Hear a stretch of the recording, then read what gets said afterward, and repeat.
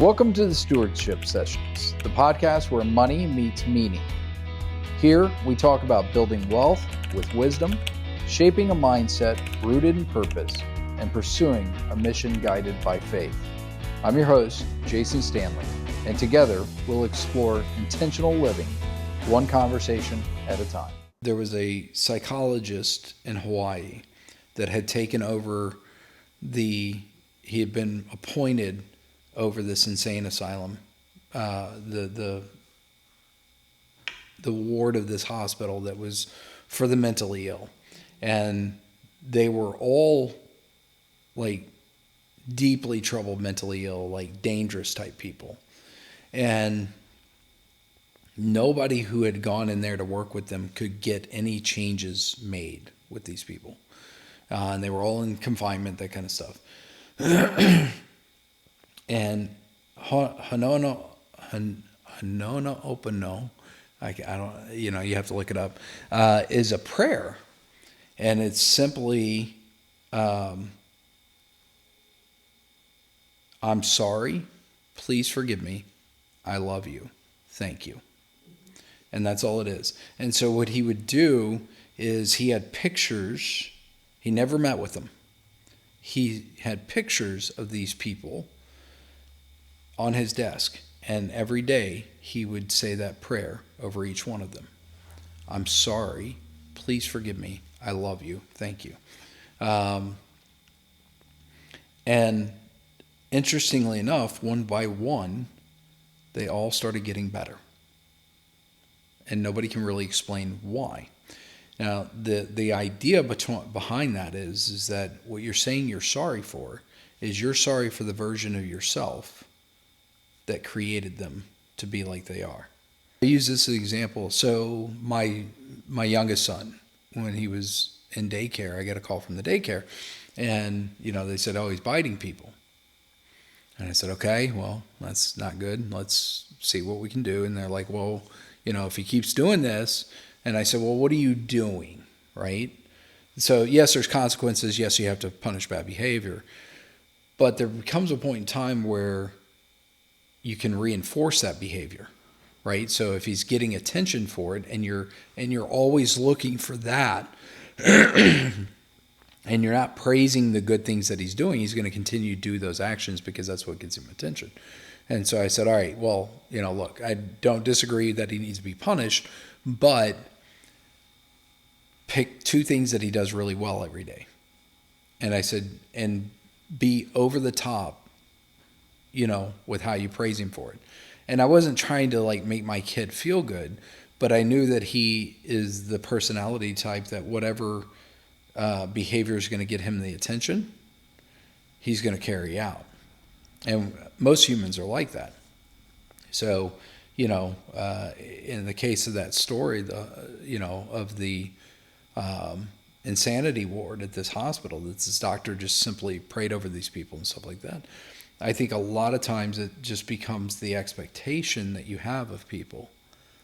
And, and I imagine that he probably did go meet with them at some point in time, but it probably changed the way that he viewed them when he went into that, and they started to respond to that. So I don't think it's a mystical thing, but like Neville Goddard is the one who said, everybody is you pushed out. And it's based on that idea that there's infinite possibilities, and that there's the multiple universe theory, that there's multiple versions of you currently living side by side, and one version of you is potentially president of the United States, and one version of you is a killer, and one version of you is a very good person, and that kind of stuff. And so you have the idea in quantum physics is that you have these infinite possibilities of everything. I'm not sure if I buy into that as much as I think that a lot of what we are projecting outward is what we receive back, because of how we respond and interact in the things that we're looking for. You can take two people and, same day, same weather, same all that stuff. And one person can look at that and go, this is amazing. It's a beautiful day. The other person can be like, this is a horrible day. Right? So where's the reality? Well, the reality is whatever they said it is. That's their own reality. That's what they've created to be their reality. So it's not. I tend to believe that reality is malleable to a point. We think of everything as stuff happening to us, right? Whether our favorite politician or whoever it is in power or whatever, will determine a lot of our own internal emotions, and those internal emotions wire our brains to receive our external world in a certain way.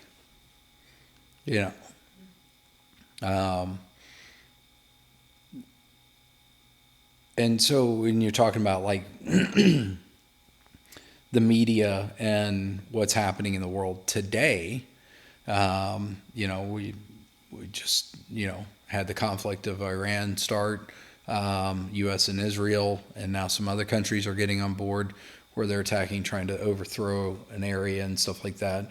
And depending on your choice of media, depends on the information you're receiving on that. If it's more conservative media, it tends to slant more towards this is a good thing. If it's more liberal media, it tends to slant to this is the beginning of World War III. And the reality is we don't know. But you can't live in the anxiety of the what ifs, and because ultimately I think that we bring about the what ifs. And right now all of the media is focused on the idea of sleeper cells and terrorist attacks happening and stuff like that. So I really, as the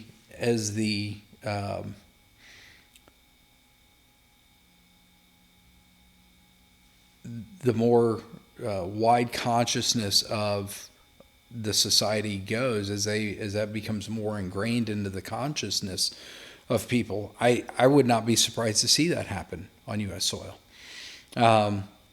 And again, it's not because we're necessarily creating some unknown terrorist that we didn't know about that suddenly you're just going to pop up and go, haha, you guys created me, like it just poof out of smoke and stuff like that, because you guys thought about me, I'm here now and I'm going to blow everything up. I think it's the fact that, when that becomes the expectation, we lose the ability to see the signals and the cues that we would normally see to be able to stop that activity, right? So if the expectation is there's going to be a terrorist attack, it has to happen, there's sleeper cells, all this stuff, and those things are real, but, there's usually a lot of cues, there's usually a lot of evidence leading up to it, and that kind of stuff. You could look at an event like 9/11 and say, well, nobody was expecting that. And that's true. There are things that we don't expect that are just going to happen. In hindsight, there was a lot of things that, we should have probably been more aware of. There's a handful of people think it was, something that was perpetuated on us by our own government, that kind of stuff. I don't know any of that stuff. All I know is that the events took place, and out of that was born, a whole new way of thinking, and so, and the media learned a valuable lesson on 9/11 in that they figured out that bad news sells, and so,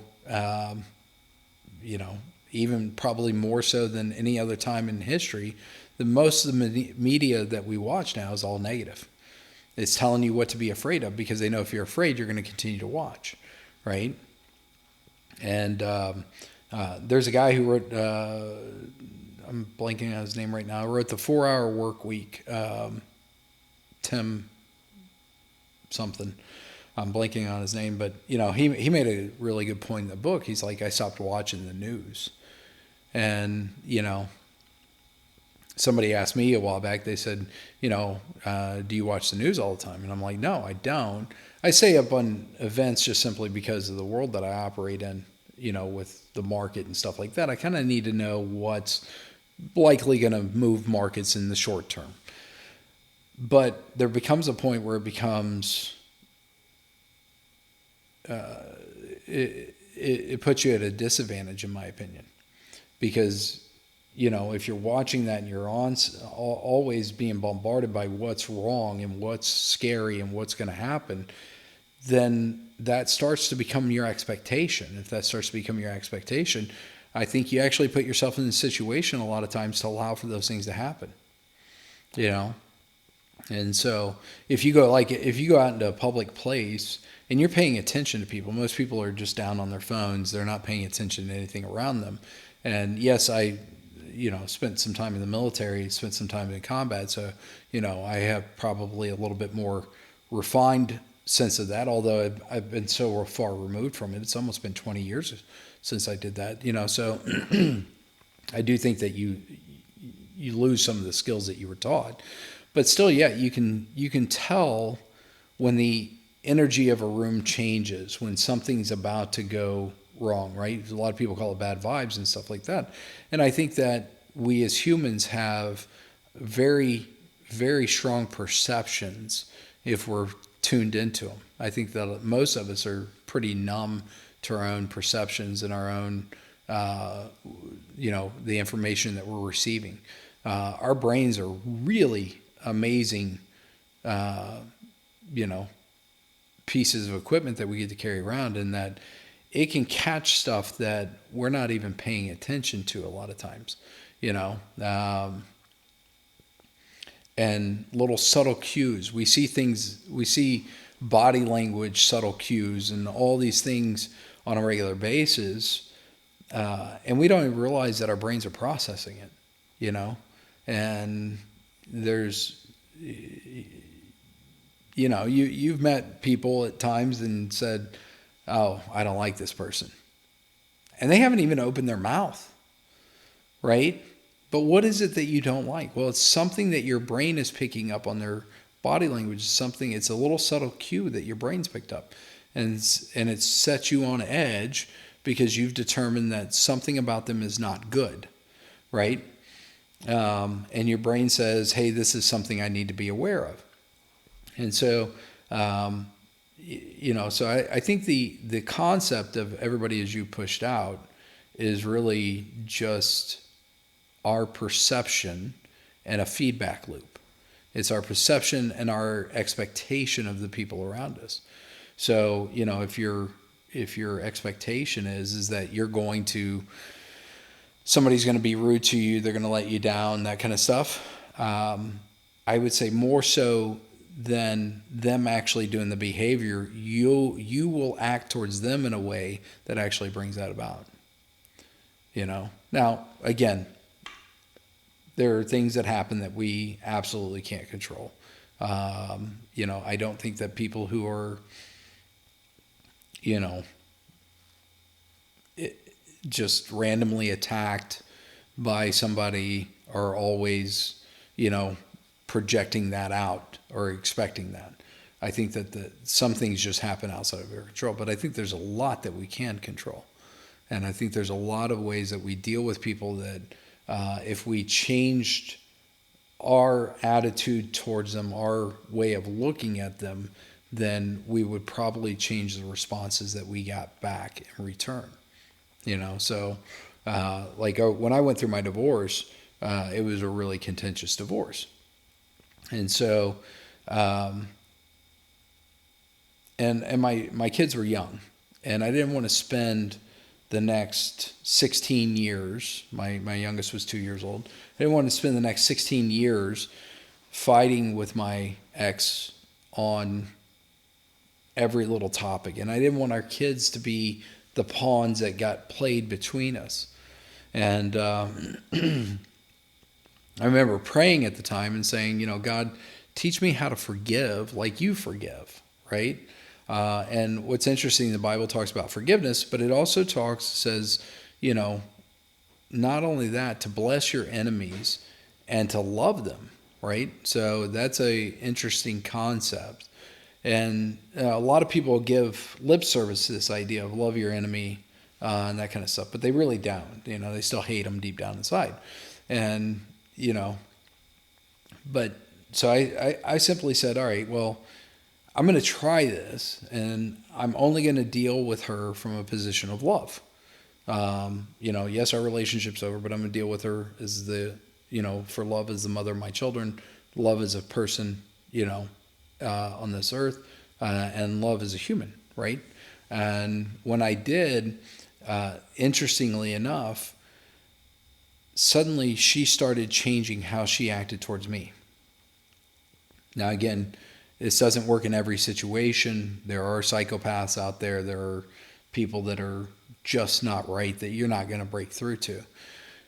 But I would say that those are few and far between. Now, if you watch social media, everybody's a narcissist. Everybody's a psychopath. There's 1,000 videos out there to talk about how to identify them and all that stuff. Everybody probably has some of those tendencies built into them. So, but the majority of people really aren't like that, We're all narcissistic to a point, and that kind of thing. But so when I started dealing with her from that position of love, suddenly the way she acted towards me changed. And, if there was a conflict, I would simply just say, we're not in a good place right now. And I'd break off the conversation and just drop it. And, my phone would blow up. The text messages would come in trying to incite something. And I just wouldn't respond. And I would, the next time I saw her, I'd always just try to treat her with respect and with love and dignity.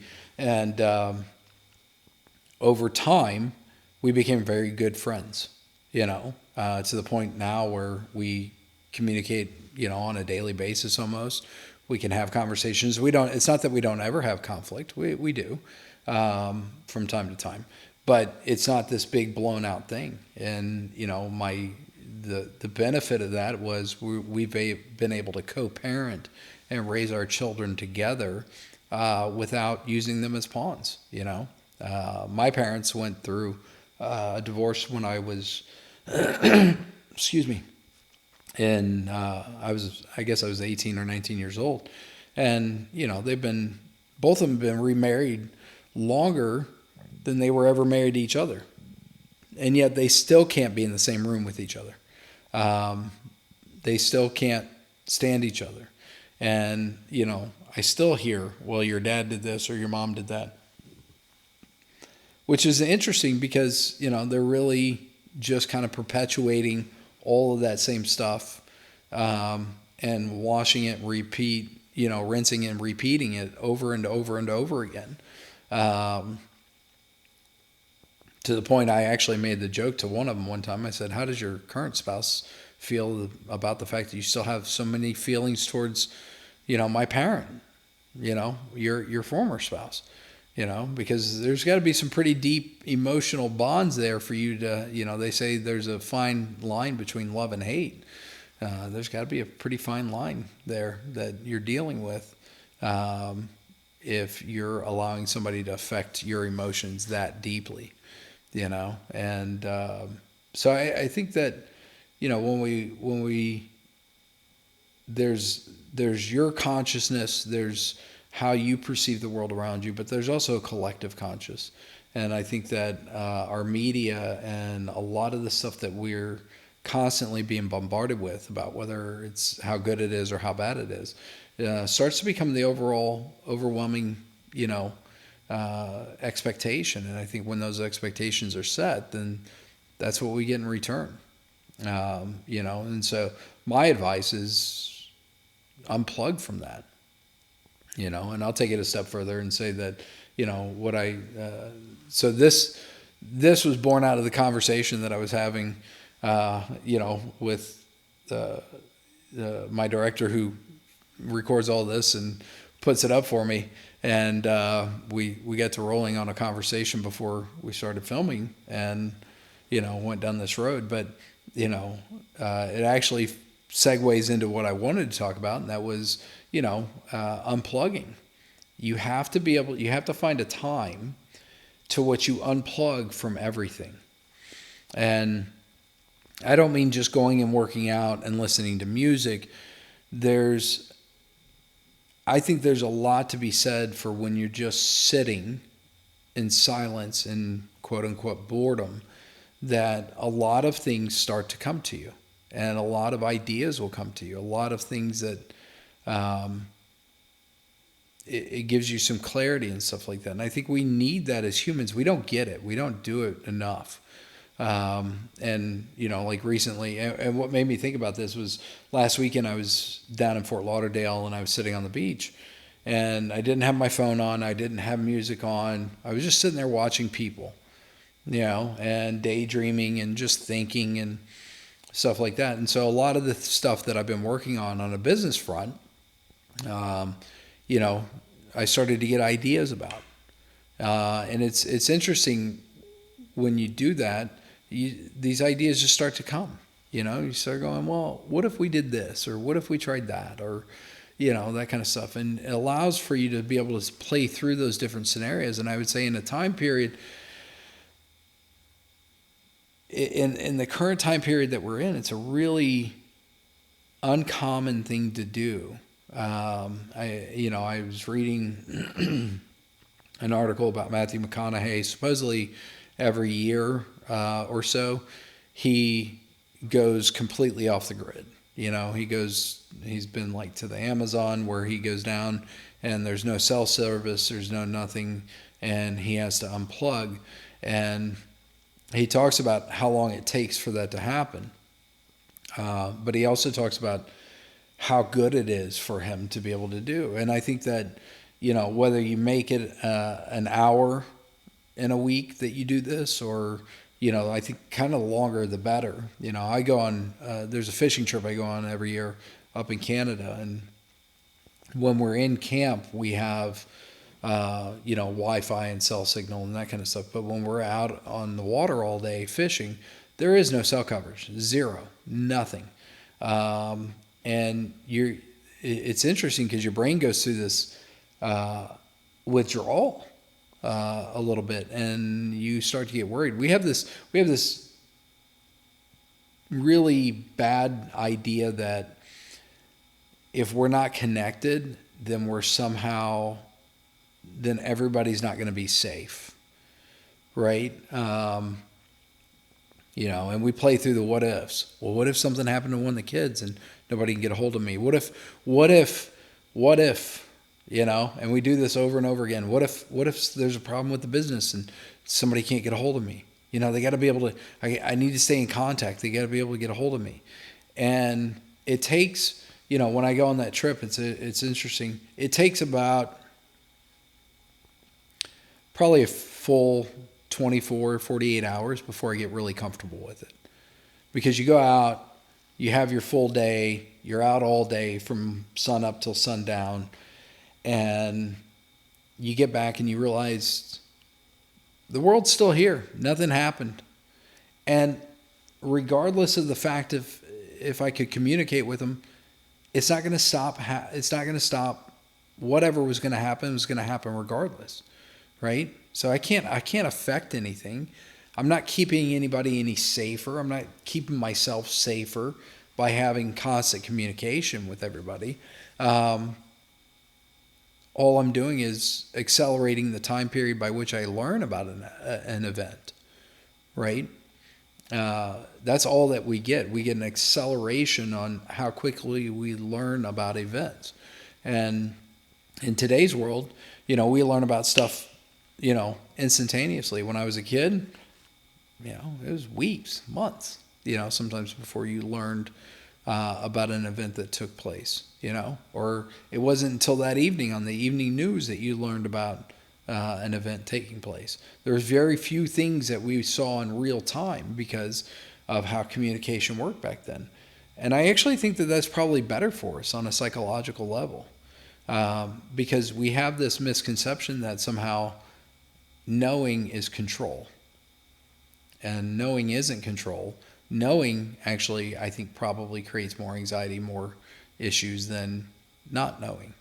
There's the old adage of, the blissful ignorant, right?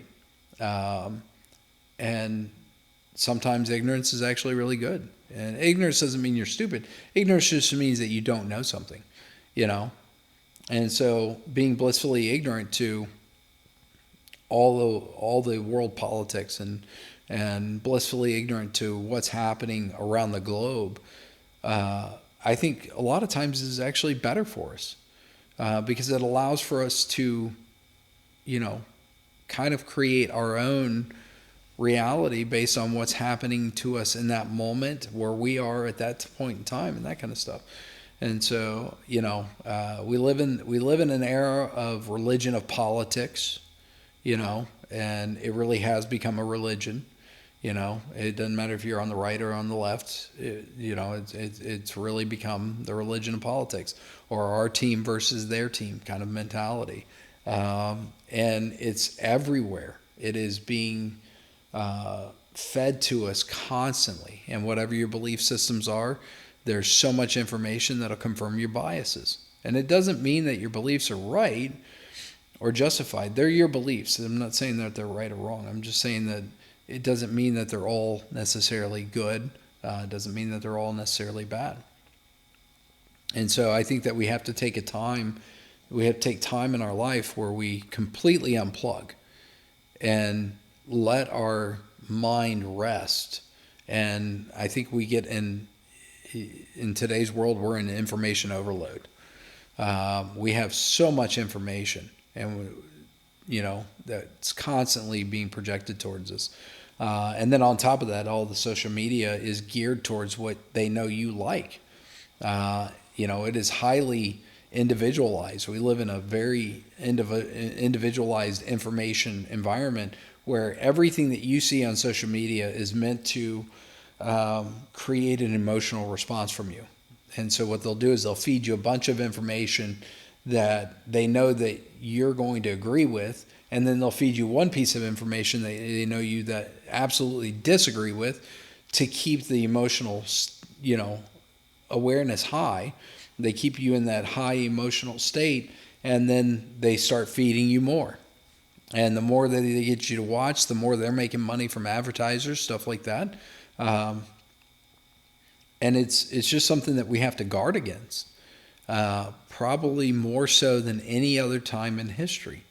If you watch the media, and I was just talking to Alex, the director of all this, and we're talking about being aware, and we live in crazy times and that kind of stuff. And the reality is we really don't. If you do the research on it, we live in the safest time period in history. We have fewer people dying from deaths in war. We have fewer people dying in terrorist attacks. We have fewer people dying from murders and stuff like that. But we're constantly bombarded with everything that is happening around the world that is negative. And I don't care which media source you're watching. It all is saying the same thing. It's all really kind of pushing the same fear and that kind of stuff. So, I said that to a client of mine not too long ago. I said, we live in the safest time period in history. And she said, I don't believe that at all. And I said, well, here's the statistics on it. Let me show you. And she said, there's no way that's true. What about apparently she had just seen something on a drive-by shooting. She goes, what about the drive-by shootings? I said, does that happen often around here? And she's like, well, no. And I said, then why are you worried about it? Where did you see that happen? And it was something that happened somewhere else that she had seen a news story on, and it was probably a one-time event. We're less likely to die of illness in this country. We have lower infant mortality rates. We have lower pretty much everything, but yet it feels like, if we talk about feeling, it feels like it's a very dangerous time period. We're worried about terrorist attacks. We're worried about shooters. We're bombarded with mass shootings all the time. And you would think that, well, that must mean that we have more of them. And the reality is we don't have any more of them than what we had in the past. And some of you are going to disagree with this, and you're going to comment that I'm full of crap and don't know what I'm talking about. But if you look at the statistics show that we live in the safest time period in history. So again, you have to be able to unplug from this information overload that we live in and start to realize that, we have we don't have a lot of control over stuff, and knowledge does not equate to control. And we have this misperception. And for me, it started as a child, because in social studies class and stuff like that, they would have us listen to the news, and they would say, "Oh, you have to be informed," And I would say the majority of people out there probably have heard that throughout their life. Oh, you have to stay informed. You have to be informed of what's going on. If you're not informed, you don't know what's going on. If you don't know what's going on, you can't affect any change. Well, number one, how much change can you really affect, right? You can't control the fact that there's a war now going on in Iran. You can't control that. You can't control, whether or not there's a shooting at a nightclub. You can't control those things. So knowledge doesn't give you control over them. It actually just makes you more paranoid and more, I think it sets your expectation to see those things happen more often. And I think when your expectation is there, then you'll confirm that expectation or that bias, right? Confirmation bias with more information that confirms your belief system that the world is bad. And then if you believe that the world is bad, then you stop looking for opportunities of how to make your life better and that kind of thing. If your expectation is that somebody's going to be rude and mean to you, they're probably going to be rude and mean to you. That's your expectation. You're going to meet with them with a certain type of personality. Your body language is going to be off-putting to them, and they're going to feed back to you what your expectation is. In most situations, again, not every situation, but in most situations, I think that's probably true. And so, I think my encouragement to everybody today would be take some time, on a weekly basis, unplug. And I don't mean unplug by watching your favorite TV show, because that's just as bad, unplug. It means go sit in silence somewhere, I think it was Isaac Newton that was right sitting under an apple tree, and an apple fell and hit him on the head, and that's when he's like, "Hey, there's gravity," and he was just sitting there in silence. Supposedly Albert Einstein would do this, where he would just sit in silence and just be left alone with his thoughts. And once you get past all of the normal internal talk that you have, right, where you're worried about stuff and that kind of stuff, once you get past that, you start to see new opportunities. You start to come up with new ideas and new things that start to interest you. And it's Isaac Newton, if you didn't know, had a whole host of work done on that he wrote on mystics and this mystical idea of science and nobody knows what that stuff is now, right? They all know his laws on physics. And all of that stuff was complete nonsense. It was just something he was interested in. He wrote a ton of papers on it. Actually, probably wrote more on that than he actually wrote on physics. But the reason you don't hear about it is because he would take that time. He would sit just to think and think through things and just be left alone with his own thoughts. And, I would say my generation, I'm part of Gen X. And my generation is the last generation to really know what boredom was, to be completely left alone. I think the number I saw was 7 million children from the age of 5 through teens. 7 million children during Generation X would come home to an empty home. They were home by themselves. There wasn't a babysitter. There wasn't TV. You had TV, but you only had a handful of stations to be able to watch. Maybe watch cartoons, but you had to sort out kind of what you were going to do on your own, and consequences happened in real time.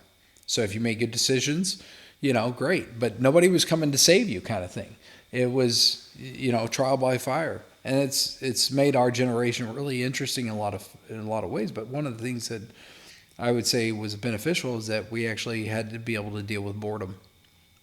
On Saturday, your parents would kick you out of the house. And, I was like, go outside. And, like you come back inside and grab a drink. Most of us drank out of the water hose. Um, if your friends weren't around, you were outside by yourself. You didn't have a cell phone. You didn't have social media. You didn't have those things. We'd ride our bikes all over town. I often wonder because I'm not perfect at this by any stretch of the imagination. In fact, I'm probably too much of a helicopter parent. I want to know where I've got Life 360 on my kids. I know where they're at all the time. I've got their, all that stuff. And, yet our parents sent us out with a quarter in our pocket and, we'd ride our bikes all over town, down highways and everywhere else. No helmets, by the way, because that was just, nobody wore a helmet.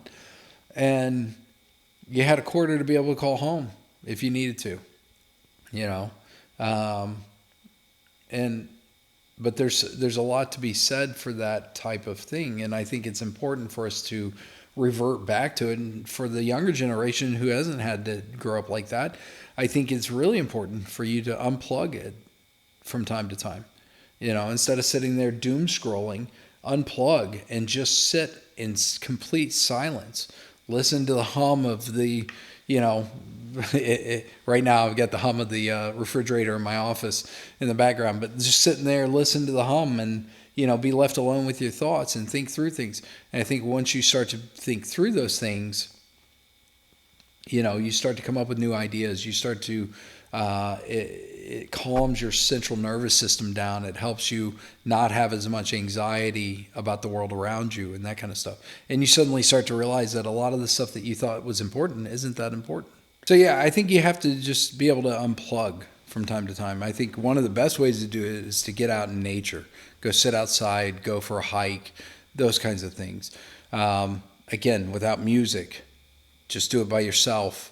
And spend time just with your own thoughts. There's a lot to be said for that, and I just don't think it's something that people do. Again, we live in information overload, and I'll tell you, in my experience, that information a lot of times isn't necessarily always accurate. As an example, when I was in combat, we had media that was embedded with us. And, there was oftentimes that there was a mission that we would go do, and then we would see the news story on that mission or on an event that happened around the same time. And the news story was not at all what actually took place. So the information that you receive, and I don't care where your media source is coming from, is rarely ever accurate. And I think that's one of the reasons that, we've got a lot of distrust towards legacy media right now in our society, or at least that's my perception of it. I don't know if that's reality. Where people don't necessarily want to believe what they're hearing in the media, and so they go seek alternate sources. And those alternate sources may be right, they may not be right. There's so much information that's floating around out there right now between AI generated stuff and social media influencers generating stuff that you just don't know. And I think that gives rise to a whole other host of issues. But I again, all of that stuff aside, recognizing what you can control. And the only thing that you can't control is what you have going on between your own two ears. And the way that you control that is you control the information that you're taking in. And more information isn't always the better option, right? Now, if you're wanting to learn something new, you're wanting to try something new, yes, go out and get information. Go learn about that. Go learn about whatever it is that you're trying to do. If you're, running a marathon, go watch videos on how to run a marathon and, running forms, stuff like that. If you're, that makes sense. But this constant need that we have right now to know what's happening in the world around us and that kind of stuff, does it really change your life at all to know what's happening in Australia? Probably not. Now if you live in Australia, you're watching this, yeah, it probably affects your world a little bit, but the majority of the people I'm in small town Texas.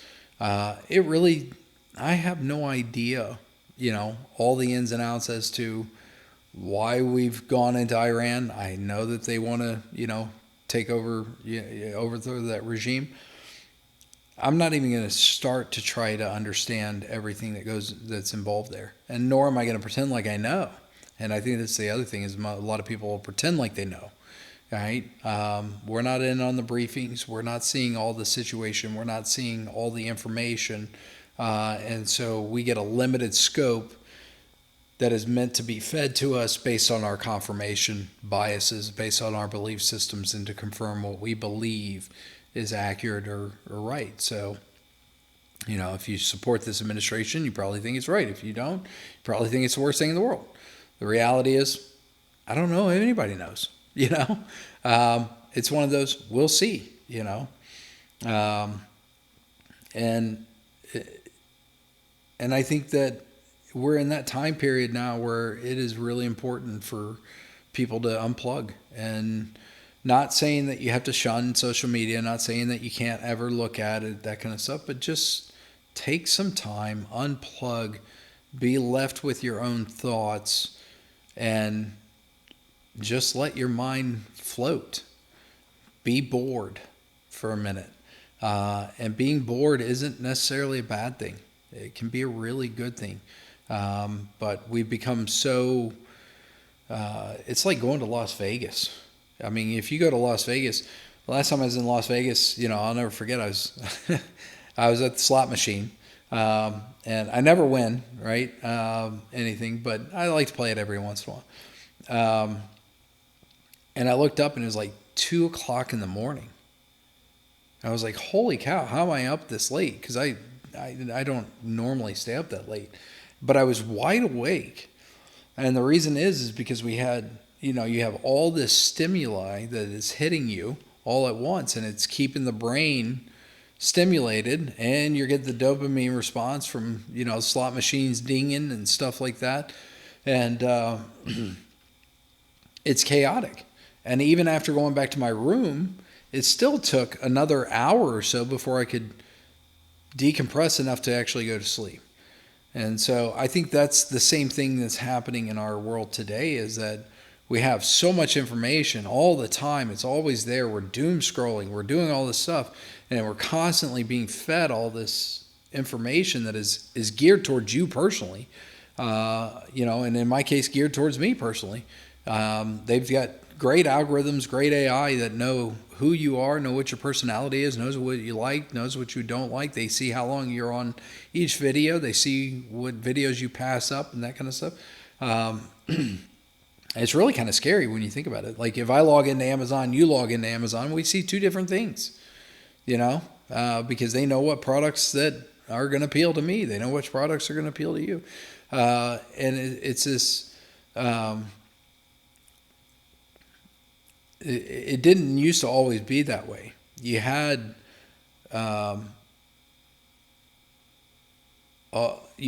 more downtime and that type of thing in the past, and you had more time alone in the past without all the information and stuff. I remember when we didn't have cell phones and we weren't that connected. You had to go to a payphone to call somebody.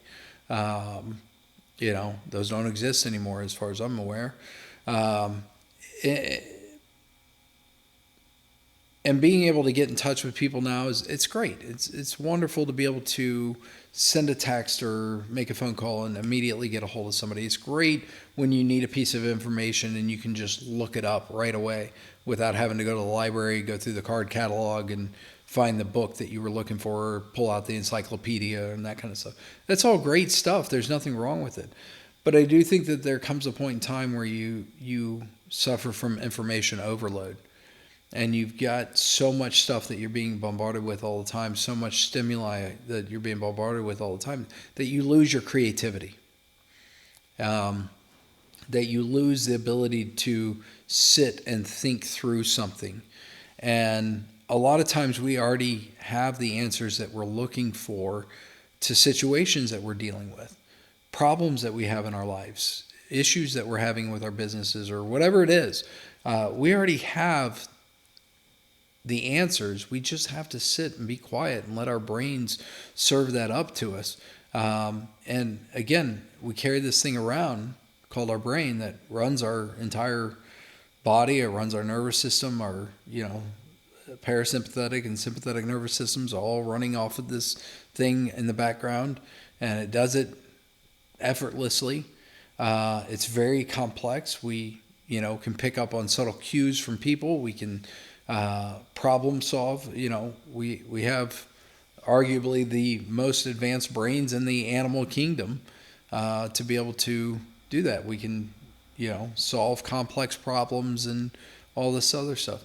But I think that there becomes a point in time where if you don't allow the brain to do those things, you're actually shutting off the creativity that we have naturally in ourselves, the problem-solving skills that we have on a natural level.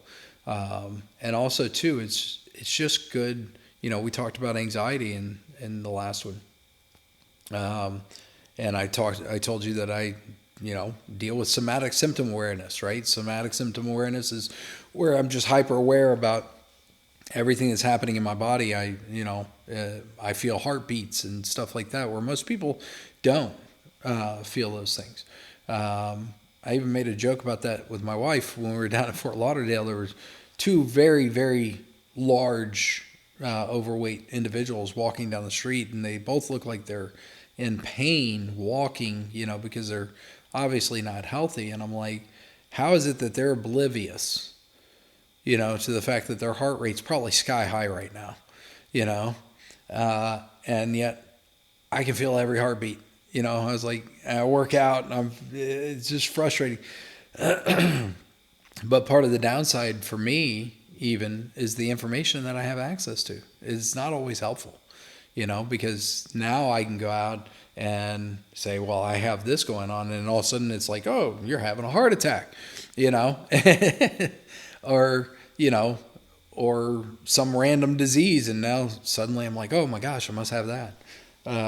So information is not always the best thing, right? It can create a lot more anxiety than it can, than it can benefit you in some situations. But whether it's you're going on a vacation somewhere, or you get out and you just go for a hike or go for a walk in your neighborhood, turn the phone off, turn the music off, spend some time by yourself. Just let your thoughts free flow, and see what happens. If you've got something you're working through, if it's a problem that you're trying to solve, if it's a, idea for business that you're trying to put together, see what that does for you. It can't hurt. And I think that what you'll find is that when you unplug, you actually plug into something else. I think you're plugging into what your mind is really capable of, and it's far more capable than what we realize it is. And it's amazing the things that we can do as humans. Who would have ever thought we would live in a time period where, we have so much technology and we can do stuff at amazing speeds. We have cars that can drive themselves now. We get, our, airline system and all that stuff is all fairly automated, and as Alex said, when we were having the conversation before we started filming, was, it's like we live in the time of the Jetsons, and we really do. It's really cool on a lot of levels. But I think that it's also important to take a step back, get away from all that stuff for a minute, get into nature. Chase Hughes talks about this, and he's arguably one of the foremost experts on human psychology and body language and all that stuff. But he talks about the importance of being in nature. So if you're in a city, take the time to get out of the city, go be in nature somewhere. There's something about when we plug back into our natural environment that it becomes grounding. So like I like to go fishing. I do a lot of fishing trips each year, and On all those that I go on, I almost always will leave my phone in airplane mode, or they just don't work. I'll take it to be able to take pictures so that I have memories and that kind of stuff. But not having to communicate with people all the time, being able to let go and say, you know what? When you realize that you can't control everything, when you let go and say, okay, say something bad does happen, when the kids gets hurt or something like that, how will I know? Well, you'll know when you get back. You're not going to affect any change by knowing it sooner than later. It's not going to change one thing, especially if you're away from it. As a parent, it's a hard pill to swallow. And it's one that I struggle with, like I said, I've got Life 360 on my kids. I know where they're at all the time. I can see how fast my son is driving. I've called him while he's driving. I'm like, you need to slow down right now. But then I think back and I go, thank God my parents didn't have that whenever I was their age, Does having that information help anything? I don't know.